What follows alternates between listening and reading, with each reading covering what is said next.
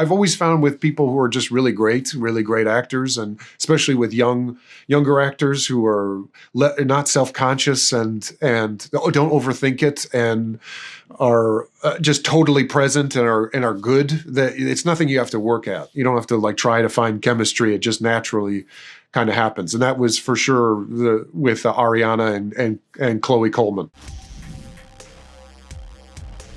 Adam, congratulations on the film, man. This is the reason I go to movies. There's danger around every corner, and I just want to see how this all plays out. Amazing job on the film. Can you talk a little bit about your character Mills and the themes of family and found family in 65? First of all, thank you for that. That was really great. That's really great to hear.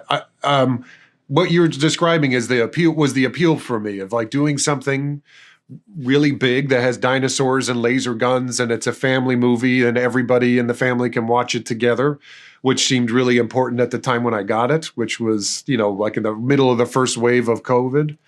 But also to do something that it had those big set pieces, but really was about two people who couldn't communicate and were kind of going through something that is obviously outside their either of their experience, which seemed obvious at the time with COVID, the metaphor, but also that they were battling externally what was going on internally, and it turned from two people processing in real time grief and what you just said, that it making two people from completely different walks of life become found family, but not really telling that story or landing it into the last moments of the film, which I thought was, ambitious and like a rare opportunity. Now, you and Ariana have amazing chemistry in 65 with very little dialogue. Can you talk to me about cultivating the chemistry between the two of you and the physicality of your performance, especially with how little dialogue there actually is,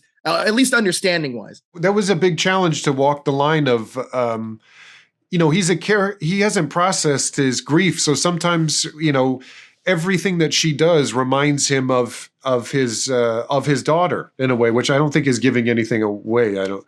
But it's hard not to for him to open up in that sense, and because there's no dialogue, it makes our physicality so much more. When does he actually start caring for her? When does he actually start letting her in? And then how do we tell it physically without him seeming inhuman and not sympathetic? But I've always found with people who are just really great actors, and especially with younger actors who are not self-conscious and don't overthink it and are just totally present and are good. That it's nothing you have to work at. You don't have to like try to find chemistry. It just naturally kind of happens. And that was for sure with Ariana and Chloe Coleman. One thing I love about this movie, I know Sam Raimi was one of the producers and he's known for being a master of practical effects. This did a great job of blending practical and CG. Did you guys shoot at physical locations? And if so, how did that help inform your performance? A lot. We shot in New Orleans and then in Oregon. I mean, it's a huge character of the movie. They're only with the dinosaurs, obviously. Where's it a guy dressed in green hitting you in the head with a tennis ball, or then you'd have to imagine it. But it was massive in the danger of.